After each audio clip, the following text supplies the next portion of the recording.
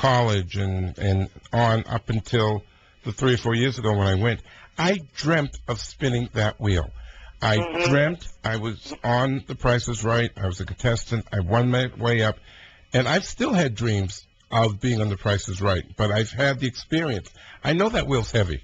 When I went, the then producer, who's not with the show anymore, and if he were, I think some of this wouldn't be happening, Roger Dopkowitz, had the stagehands bring the wheel out so I could spin that wheel. So a dream I had ever since I was a teenager finally got realized. And most of the people who go to wait in line get to be one of the 300 audience members. You are right.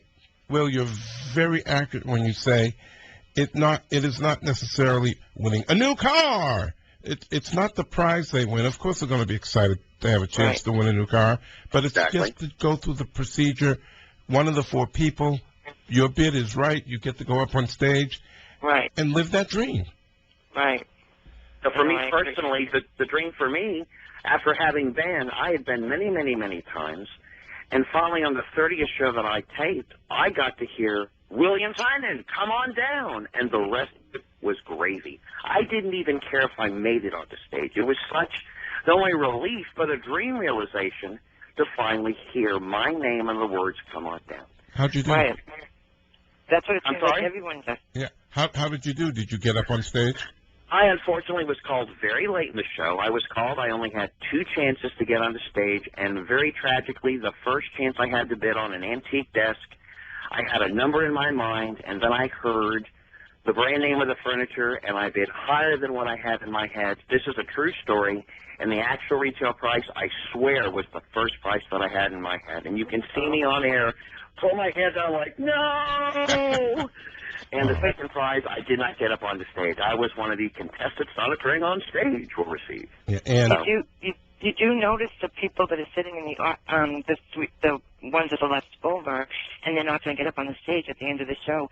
They are so happy. They were just so happy to get up there. They don't care. Absolutely, and that is absolutely correct. They're just getting little prizes, and they don't care. It didn't matter. They got to hear their name. They were a contestant, and even if they don't get to do it again, that's the whole point. All right, Ann, I got to let you go, but I thank you for your call. Thank you. Bye-bye. Will, I have another break. I'm going to ask you both now and then after the break to tell people what they should do, cards, letters, and computer.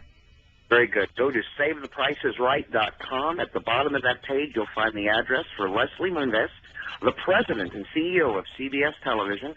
Drop that man a card, a letter if you want to, about what The Price is Right has meant to you and why it doesn't mean that to you at all anymore, and let him know. That's the person that we now have to contact. He's the only one left that can possibly do anything about it. This is his network. This is the product he's putting on at the start of the daytime lineup for CBS.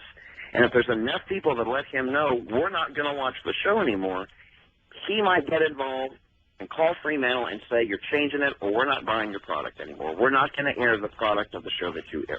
I'm not going to buy any more Sue Bee honey just because of what you've done to the show. I've got to take my break. If you want to try to get on, Tom will be next. There was a caller on who wanted to defend Drew, but he hung up. I guess he realized this might not be the winning way that he thought his show was. You know what? If there's people that like the show, don't be afraid to call in just because you're hearing people that aren't. I'm very well respectful of the fact that people think that he's a good host, and I welcome you to call in and defend him. Don't think that just because of what you're hearing, you can't call in and support the show. So whoever that caller was, if you want to call back, you only have about 10 more minutes left with my guest, Will Timon, here in WBZ News Radio 1030 in Boston, where the temperature is 33 degrees.